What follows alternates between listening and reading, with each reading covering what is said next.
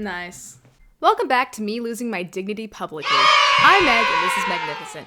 Today marks day 2 dose for my Spanish viewers, trois for my French viewers. If you didn't see part 1, go watch it or you'll be lost. But just in case, here's a little bit of review. We went into Gravity Falls, mysterious person labeled Megoon. We were pulled out of our car, flipped over, tossed and turned by Stanford Pines with his magnetic gun. We're stranded here. Stan can fix our busted car. Ford is gonna look for some stupid shit to do, just fuck around basically. And we're gonna join him. Last time we were approaching a cave in search of Mothman that scared Waddles, that little shit. Let's hope I read a little better this time. The dark. You turn off your light. Ford taps your shoulder and gestures for you to keep moving forward. Eventually, the narrow passage widens into a large room. The darkness shrouds the source of the dripping water from view. But as your eyes adjust, you squint to see a strange, winged shadow. A shadow with eyes that glow red in the near darkness like rubies. Your breath catches in your throat as the realization comes over you. Ford is apparently fairly close to you in the room. You find that when he speaks a few inches from your shoulder, you catch the shadow of his arm swing out in a wide arc, like he's introducing you to Megoon. I'd like you to meet the Mothman. I briefly forgot my name was Megoon and how legendary that is. He whispers, but even in the dark you see him grinning excitedly at you. Ford looks between you and Mothman, apparently hoping for a dramatic reaction. Your speechlessness seems to satisfy him. My teeth? Got lipstick in my teeth? You'd be a real friend and tell me, right? Don't worry, it hasn't noticed us yet. Here's the plan. You make contact with Mothman and I. He pulls out a butterfly net and a large lidded jar. Now where that one came from within his coat of mysteries is lost to you. He has a lot of things in that coat of mysteries. We'll capture one of the 100 moths that comprise it. Wait, I get to touch Mothman? The Mothman? You're heading in with that butterfly net? Seriously? Honestly? Accurate reaction? Isn't this a little dangerous? Okay, why is the third option always something, viciously stupid? Yes, it's dangerous. We're in a dark-ass cave. Stupid-ass Megoon over here, third universe, has no idea what she's doing. We're never picking her. We're going in with this one. As long as you stick with me, no harm will come to you. Trust me. Okay. Oh. I've determined this is the most effective and unobtrusive way to capture an elusive cryptid like Mothman. If you have a better idea, be my guest. But as an accomplished explorer, I believe my choice holds more credibility. Ouch! You steel yourself, awaiting Ford's signal. He waves his hand to coax you forward, and then it's up to you to decide, how to make contact. Run around back to its blind spot, run straight for it, approach with stealth. Let's think strategically here, put our thinking caps on. Alright, let's think. Run around back to its blind spot. Okay. Run straight for it. I feel like he'd admire the bravery. Approach with stealth. Let's go to the blind spot. It seems smart. As you sprint around the winged creature, you slip on a puddle of water on the floor and fall flat on your face. Your phone skids away across the floor, face down, sinking your surroundings back into darkness. What an idiot! Still, you manage to grab one of Mothman's legs before you fall, and you find yourself clutching nothing in the midst of a fluttering cloud of moths. Rather inelegant, but hey, whatever works in the heat of the moment, right? Ford dashes forward and manages to scoop one up in the net, dropping it into the jar and popping the lid back on top. Oh yeah, first mission with Bay. I'll never do that again, I'm so sorry. Got one! You can get up now, Megoon. You're gonna look at me with this beautiful, this cute little Muppet face expression after just insulting the shit out of me? Ford laughs, brushing dust and dirt off his trench coat. You could say that. Our completed repellent is within sight. Let's head back. Ford turns to leave the cave. He looks calm and content. You, on the other hand, are buzzing with energy under an adrenaline rush. Should you go for a high five? No. Absolutely not. Denied. I feel like if I'd given him a high five, he would have slapped me across the face. When you and Ford finally reach the cave entrance, you find that the forest you'd left in dying light is now awash with a silvery glow. A gap between the leaves overhead provides a view of the night sky, along with a long string of stars. A few more steps and the Milky Way comes into view, looking as if a tear across the fabric of the sky. Ford notices you looking. See something? The pterodactyl doesn't usually come out this late, but being a prehistoric creature, its behavior is rather unpredictable. I've never seen the Milky Way in person before. Bitch, you live in the Milky Way! I haven't seen the Milky Way in a while. I've had a couple chances this summer. It looks stunning over a calm ocean at night. Wait, I'm actually gonna look that up. Don't we? Siri, do we live in the Milky Way? What galaxy are we in? See that? Yeah, Ford. It's incredible up here. You both stare at the sky in a comfortable silence for a few more moments. The quiet of the forest settles in, along with the distant sound of flowing water, and you find yourself surprisingly glad that Ford had accidentally pulled you here, if this is one of the moments you get to experience. I will say, I am actually a huge fan of stargazing. I think it's very calming and sweet, so this is a good date.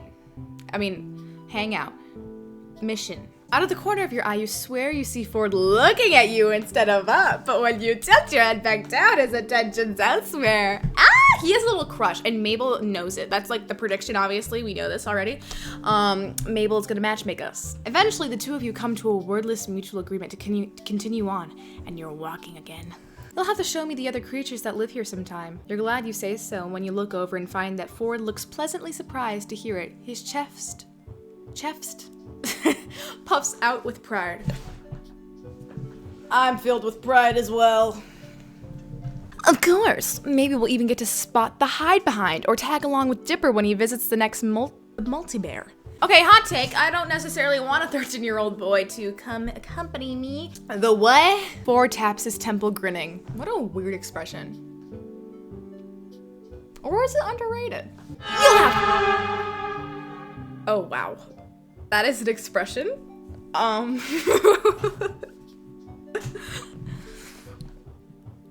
even is that?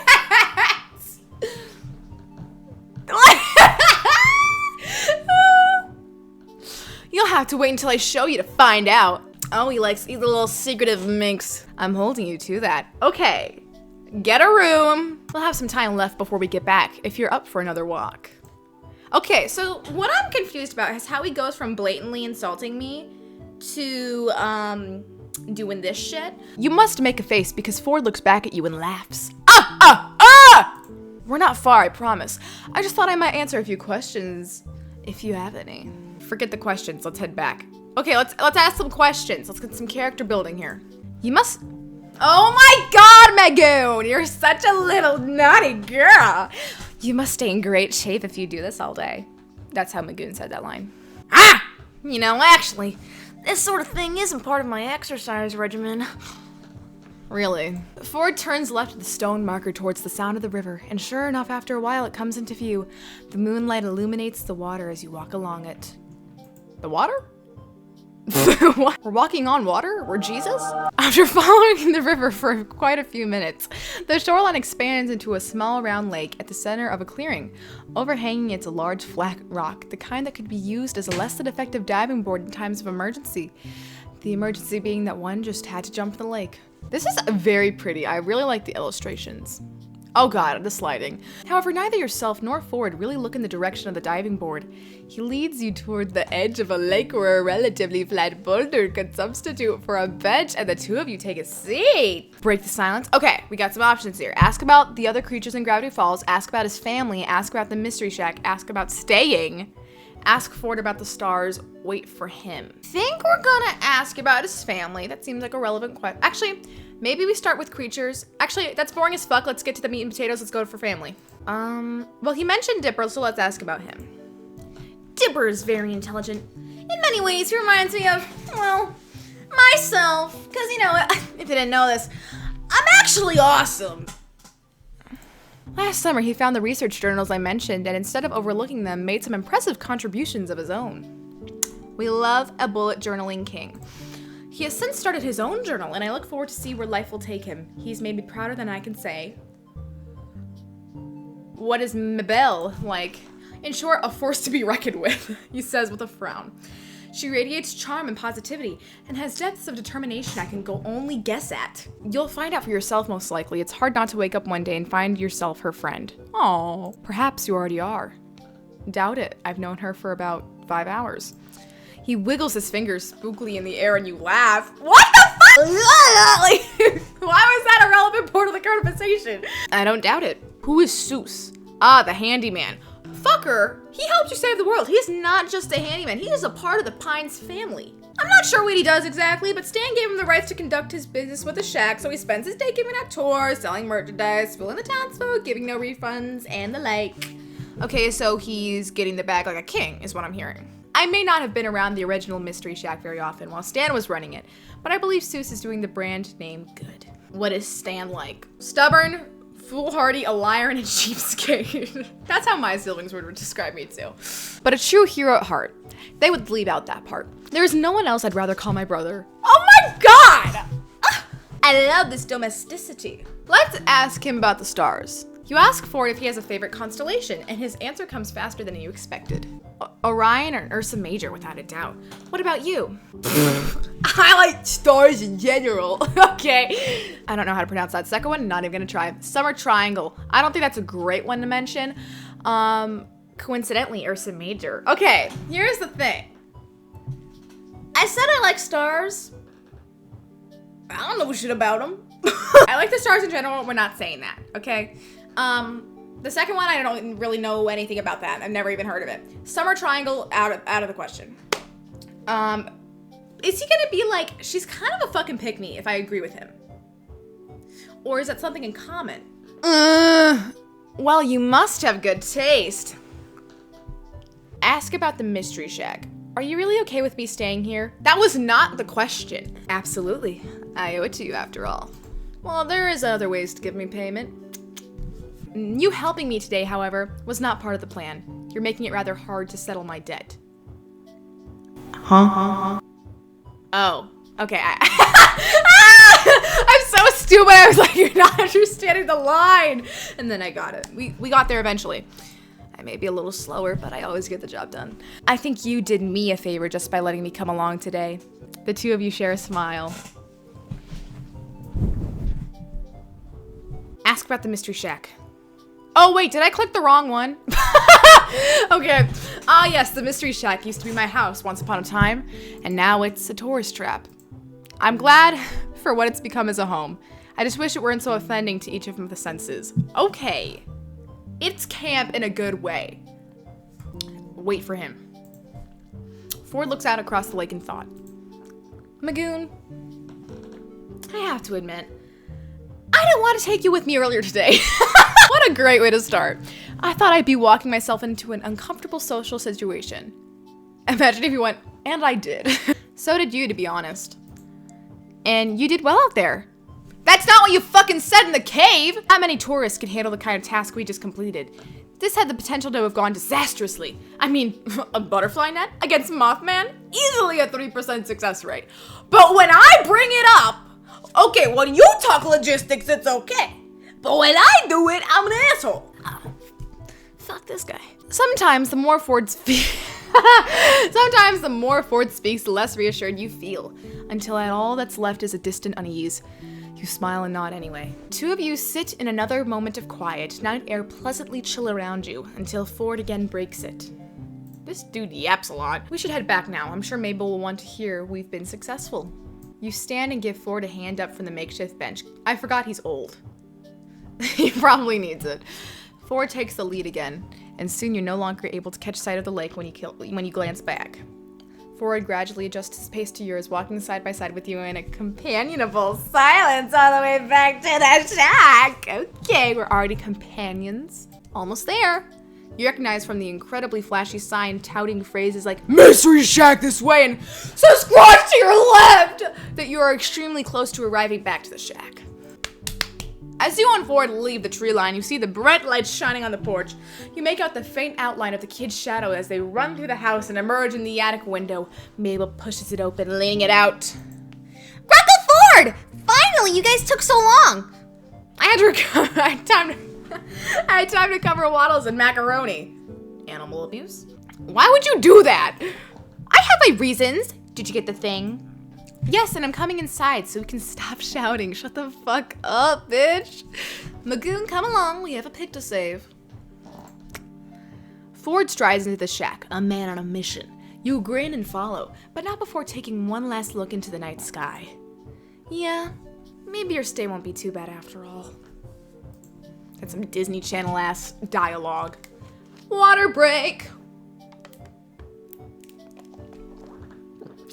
Brought to you by Great Value. We're cheap as fuck. Back inside the shack, the grand conclusion to your expedition to the Mothman's cave is spritzing Mabel's pig with the newly finished deterrent until the poor piglet reeks of lavender. You see Mabel and okay, the fact that it's putting Mabel and Dipper, it's Dipper and Mabel. That's like okay. You see Mabel and Dipper head up to bed looking sleepier than usual as a result. Something about lavender is so soothing to the senses that you crash out fairly soon afterward. Bro's crashing out. Okay, so I think this is chapter 2 maybe? Or like part 2? You wake up to a loud crash downstairs. Not entirely uncommon in this house, you're quickly finding out, but still disconcerting. More clatters and thumps lead you to the kitchen, where Maple teeters on a short step ladder in front of the pantry. Standing on their tiptoes, she reaches as high as she can for a small yellow box on the top shelf. Pancake mix. My family is obsessed with making pancakes. It's debilitating. Without a word, you go to her side and pluck the box from the shelf for her, placing it into her outstretched hand. That is something accurate. I'm a 5'7" girl. Awesome view. So she can reach it for ya. She's a long-legged bitch. Ignore the trash in the back. Please don't look at that. Please don't look at that. Oh, Megoon! I don't know what the hell my Mabel voice is. I'm just gonna be Toad. Oh, Megoon! Grunkle Sniff put it on the top shelf for some reason. But I need some Mabel cakes. It's a breakfast emergency. Mabel had an entire catalog of voices just then. She waggles, that's a new word, her free fingers in your face, and you can't help but laugh. You can tell that the house becomes more alive when this kid's around. Want to help me make them? We only need chocolate milk, coffee, pink food coloring, and pot of Goldos to make this breakfast dream a breakfast reality. I was never that kid who mixed random shit together, because I just don't like a lot of food. So my brother made a mayonnaise sandwich the other day with Cheetos on it. As delicious as that sounds, you're inclined to ask where the coffee comes into the mix when you realize the house is suspiciously quiet. Mabel, where is everyone? Oh, Grunkle Stan needed stuff for your car, so he went to go get mechy-techy stuff for that. I think Grunkle Ford's somewhere. He's in my bed. He heard the abominable bro-man was trying to steal soda. Oh. He heard the abominable bro-man was trying to steal sodas from criminal. Fuck. Yep, that's where he went. Totally knew that. So they left you guys to make breakfast on your own? You don't know the family well enough yet to know that this is commonplace, so the idea of leaving two teenagers alone to fend for themselves seems fine, if one of the teenagers wasn't Mabel anyway. You still don't know how the coffee fits into our Mabel cakes, but now you don't really want to know. Dipper attempts to hide the pancake mix from Mabel while she's grabbing the chocolate milk from the fridge. Apparently, he doesn't want to find out either. Mabel, while your Mabel cakes sound absolutely divine, why don't we, quick, think of something so you don't hurt her feelings? Dipper, can you cook? We're going out for breakfast. This kid is not cooking. But I want to perfect my recipe. I have to get better at cooking and baking and stuff so I can survive out there in the world. What if in high school I had to bake stuff and people are better than me? No, that's actually valid because I have a friend group that is very good at baking. They like making bread and all that crap. I'm all right at baking. I made some pumpkin cream cheese muffins that were absolutely bust. But I ain't never doing that shit again. That was so much work. Mabel looks very agitated, tugging at her hair with both hands. If I can't make the perfect Mabel cakes, I can never be bad dreams starting! I gotta impress General Rambo and Megoon. It's my destiny. Dipper, help us. Big Dipper. Maybe Dipper can help you make something different. Maybe we should save the Mabel cakes for another day. A more special day. But Megoon... Why the fuck am I the boss in this situation? I am a literal stranger. These kids own the place. Mabel, still standing on the stepladder, reaches up and squishes your cheeks together. Don't do that, bitch. Don't touch me. Her wide eyes staring into your soul. I did not mean to call a child a bitch. My bad. Oh yeah, Mabel. I know you want to cook more since you're becoming an adult.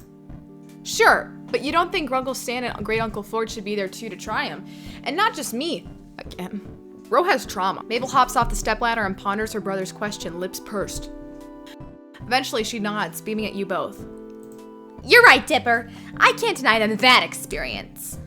You give Dipper a thankful smile over Mabel's head. Okay, to be fair, we haven't tried Mabel cakes. They could be delicious. Why are we already hating? He grins back at you, rubbing the back of his neck. You wonder if he got that one from one of his grunkles.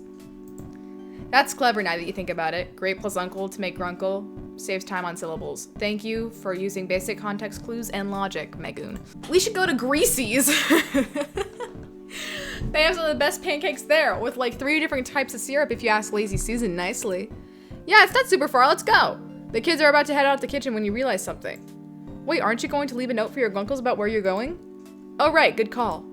Dipple. Dipper! Dipper scribbles out a note for Stan and Ford and sticks it onto the front door of the shack with one of Mabel's stickers. The kids lead the way toward town, explaining various landmarks and the wild and wonderful stories attached to them along the way. And this is where we saw those 2 ghostly old people. In a convenience store? Strange, but you nod regardless. Maybe she just meant they were so old they look like ghosts. Though after what you've heard about Gravity Falls already, you could believe they were real ghosts. Dipper calls out the diner in the distance. A log-shaped building atop a train cart, and the 3 of you head inside. You soon realize the kids know just about everyone in this town. Several people, young and old, wave at them as the 3 of you find a table, and you get the feeling that they're almost famous in Gravity Falls, though you're not entirely sure why. They're pretty cute though. Mabel blows the paper wrapper from her straw. Dimple, why do I keep saying it? Mabel blows the paper wrapper of one of her straws. Elderly woman in pastel pink waitress dress comes to the table and you catch her name on the tag, Susan. Hiya, kids. And stranger, what can I get for ya? Pancakes and all 3 syrups for me, please, Lazy Susan. Same for me, actually. Lazy Susan turns to you, notepad in hand. What will you get? Okay, if I'm heading to Bob Evans, you already know I'm hitting up that farmer's breakfast, which includes literally everything on this list. But we're going pancakes. Coming right up, sweetie. Lazy Susan winks with her good eye, of course, and heads back. The wait for your food arrives. I can't read! The wait for your food to arrive feels longer here than most, mainly due to Mabel and Dipper using this time to interrogate you. At first, it's somewhat intimidating. You literally crashed into their house. That's not true. Their fucking uncle did that shit to you and started hanging out with their great uncles, so of course they have a lot of questions. Once the irrational fear of 2 13-year-olds fades out, you recognize their interview from where it really is. They care about their grunkles. If you do start hanging out with them more, they want to know as much about you as possible. Mabel's questions are somewhat nonsensical. So, if you were stranded on a deserted island with no boat, no cheating, what would you take with you? While Dippers are more careful and calculated. What were you doing before you came here? Why is he looking at me like that? What were you doing before you came here? School, work, both, neither, literally all of the above. Did you know about the Gravity Falls before you crashed into the shack? You immediately know which Grunkle each twin takes after. Stan and Mabel, goofy partners in crime versus the quiet brainiacs. Ford is not quiet. It's an intriguing contrast, especially now that you're thrown into the middle of the bunch. But as the twins race to see which syrup bottle drips into their mouths the fastest, Dipper's blueberry syrup beat. I don't fucking care! Let me get to the Ford bussy! And here we go! Enjoy, kiddos. Let me know if you need anything else. Lazy Susan gives the respective plates to the kids, go quiet, shoveling down their food like they've never been fed before. Between mouthfuls, you get a few more questions about yourself and theories on aliens versus which member of M synchronizes your favorite, but the table is near silent as the 3 of you eat. That is, until Mabel speaks up with a mouthful of pancake. So, Megoon, if in a totally made up and not real situation, if you had to pick your favorite, who would you pick? Ford or Stan? Okay, I'm gonna be so honest with y'all. Being on that adventure with Ford has changed my opinion of him. He's kind of a narcissist. And he's way too smart. But he also wears a turtleneck, so this seems too planned compared to her other cutesy questions. Dipper elbows his sister not so subtly, and she elbows him right back, wide eyes staring at him in a sibling-linked look you can't decipher. Like, say you're in a movie, like one of those weird movies Grunkle Stan watches on TV with the ladies in poofy dresses riding horses. Awfully suspicious, but you let her continue, taking another bite of your food. You're the main character of this movie, and you got two guys who are both madly in love with you. This one doesn't mess around with getting right to the point, huh? But you could only marry one of them, so you could be the next in line for the throne. What would you do? If Grunkle Stan and Grunkle Ford were your choices, who would you go with? Well, it's kind of fucking weird, Dipper says.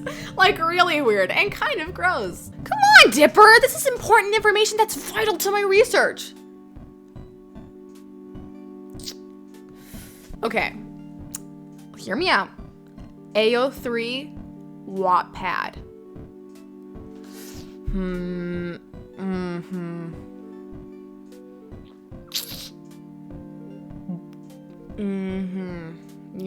Yeah.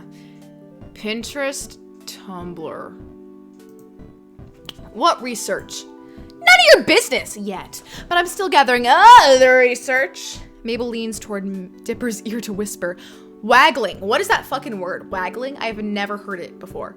Her brow at you before she replies, and not a whisper, but quite the opposite. Research into how you're a huge nerd. Burn, epic, get wrecked, dude. And with that, Mabel catapults a spoonful of melted butter from atop her pancakes onto Dipper's cheek with a very satisfying splat.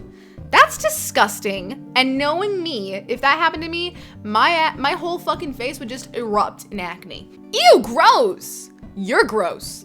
There's no vitriol between the twins, but lots of giggles and a few more various food missiles. Eventually, syrup streaks Mabel's cheekbone and some of her hair, and Dipper has a small piece of pancake stuck to his face. You guys are dorks. Maybe you're right, but we're twins, so it's adorable. If you say so, Mabel. Wait, quick, Megoon, take a picture of us while Dipper has pancake on his face. Yeah, I have what? He swipes quickly at his face and after several passes gets it off. Oh, I was trying to get more candid pictures of us. Mabel, you have syrup everywhere. Oh, that is...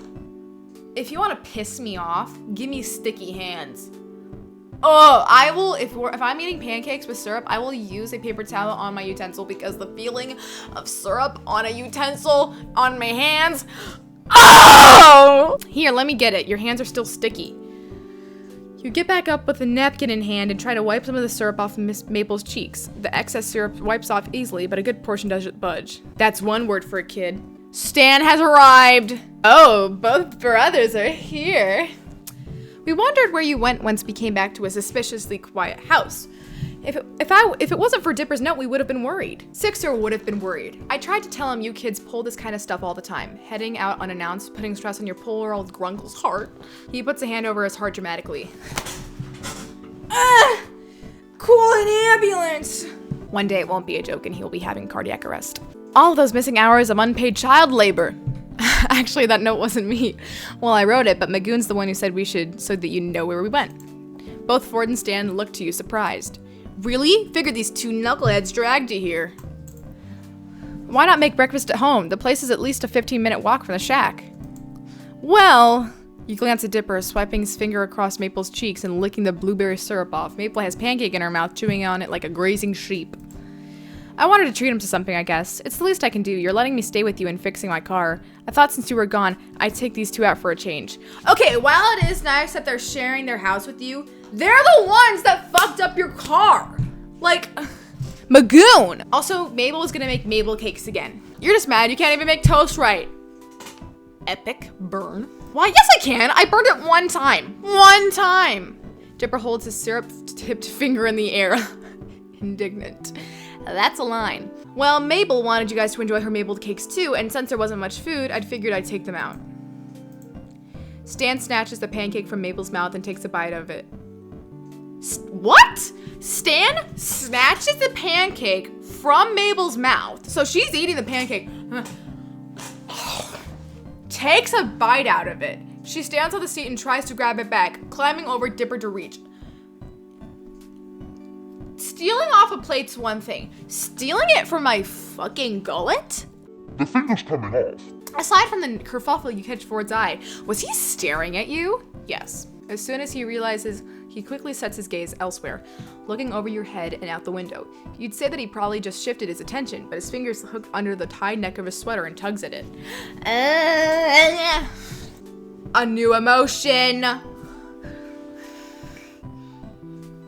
Well, Megoon, I really appreciate you looking after Dipper and Mabel for us. It was very kind of you to bring them here. Oh, it wasn't a big deal, really. I'm happy to help. You smile at him, pretending you don't feel how warm your face is. Oh, Megoon is feeling it too. Maybe it's just hot and Greasy's. Ford looks close to the shade of his sweater. Dipper mumbles an ow, and you catch Mabel elbowing his side, waggling her eyebrows at him. You're not sure why. Well, kid, if you're paying, scoot over, Dipper. I want breakfast too. Stanley, it's at least 12:30 now. Grunkle Ford, that means it's time for brunch. Duh. See, this kid gets me. Now let me in so I can grab some grub. Dipper moves to your side of the booth, and Stan sits next to Mabel. And Ford sits... What?! Dipper moves to your side of the booth as Stan sits next to Mabel. And Ford sits at Dipper's side. Lazy Susan comes back and takes orders for another round of food and drinks for everyone, including Mabel, who decided she wanted more pancakes. I guess, fuck my money. You're starting to regret offering to pay. But as Stan and Mabel tried their hand at the syrup drip race with Dipper cheering them on, Ford watching them with a wide grin on his face, you know you really don't mind that much. Back in my luxurious suite. After the expedition to find Mothman, you accompanied Ford on a few other missions, times past, so to speak, examining various birds of the forest, including the questionable stomach-fished duck who snatched her sandwich and quickly ran off, Ford in hot pursuit. And while he didn't find what evidence he needed, something to do with digestive systems, you both decided that the stomach-faced duck flock were questionable. Not as questionable as the question quail, which he chose you from a scanned journal page, but still questionable. You ask why he decided the octopus was too stupid to study, but received a loud groan and too sticky as an answer. Valid point. Here's the thing with this book. It's too well made for me. I can't read for a long time out loud. This is very obvious. I talk very fast, I read very fast, and it all comes out as dipple, and it just doesn't work. Like, there's too much filler because it's so well-rounded. Why didn't you just make a shittier book? All in all, your adventures with Ford have been more enjoyable than you expected, and you can't help but hope that you'll get to experience another one with him soon. You walk through the living room, lost in thought about question quails and Ford's journal pages, and narrowly avoid slipping on a sheet of graph paper. Don't look! Oh, it's you. Dipper peers out over a book that proclaims D&D and more D. I want some D as well. Officially licensed campaign journal. He's sitting on the yellow armchair with crisscross legs barricaded in with books and papers. He's got a lap of multicolored dice and a half a dozen chewed pencils strewn across the floor and one in his mouth. Lovely. You look down and notice the floor is almost entirely covered in graph paper. Oh, hi, did you need something? I know it's kind of messy. I should probably clean that up. Dipper looks reluctant to extract himself from his self-constructed fantasy lore prison. Here, I can do it. You look busy. You're about halfway through cleaning the floor before you actually start looking at what's on the various sheets you're holding. A fantasy map, some floor plans, and countless scribbled notes and calculations in the margins. What are these for? Planning something? Dipper's re-immersed in his planning. He startles a little when you ask. Alright, it's no big deal. It's just for this great pen and paper role-playing game called Dungeons, Dungeons, and More Dungeons, DDMD for short.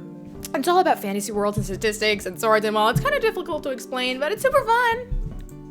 I'm playing it with Grunkle 4 today, so I'm just putting down the final touches of my dungeon. He's gonna be so stumped. Stumped, you say?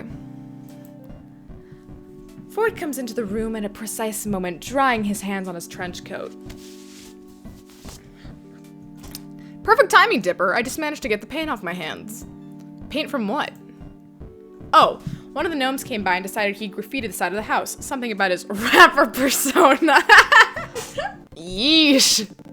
Yes, I don't think Jay Gnomesy. Yes. I don't think Jay Gnomesy is going anywhere in the music business. In any event, I see you've been hard at work. Are you ready for a game? Yes, and oh, Megoon, I can take those now. Thanks for the help. Ford looks like he just noticed you standing there for the first time since he entered the room. Megoon! Glad to see you weren't too shaken up by our adventure yesterday. You grin and hand Dipper this tall stack of papers, catching a glimpse of the stats for a knock-knock skull. Well, I made it back in one piece, right? That's the spirit, though 90% of a piece would still be good. You know, you never realize how little a difference 10% makes until you lose it. So how was the Mothman? Shaken up, all in the name of research, though. I've seen it lose a few moths and come... What? I've seen it lose a few moths and come back the next week good as new, a process akin to cycling out dead cells. I would say we just expedited the process. No moral issues there. While Megoon, the game calls and I must answer. Stanley's about if you're looking for him, though. Well, if you want to join our game, I certainly wouldn't object. I can promise a fun afternoon. Another player! Yeah, totally. I can give him a pre-made character sheet to start. And dice. Shoot! Where'd I put on my other set? Don't worry, I've got an extra set. Of course he does. He definitely has one of those rooms with a giant table. Me, I don't even know how to play. Oh man, there are so many rules where to start. I mean, it's really easy to pick up. I mean, it's kind of popular now. You're not sure about committing to the whole afternoon to this game with Ford, though Dipper does seem pretty excited about it. But Stan's around too, and you wanted to go check on your car. Well, think about it, Megoon. Dipper, my boy. Why don't you and I get things set up in the meantime? Ford and Dipper launch into fantasy lore talk as they prop up a corkboard against a yellow armchair, pin up various maps and floor plans with important landmarks, and upend their pouches of dice onto the carpet. Okay, if it were me in real life, I'm 100% going to check the car. But we are doing Ford's route, so we are going to do the game. But that sounds like something to do in part 3, baby! Thank you so much for watching. That is the end of this part 2. Make sure to go watch part 1 if you missed it, and be on the lookout for part 3 where we'll play D&D and probably regret it because that shit looks complicated and I can't even read, so why would I be able to do that? But thanks for watching. I was Meg. This was Magnificent. Come back later. Bye!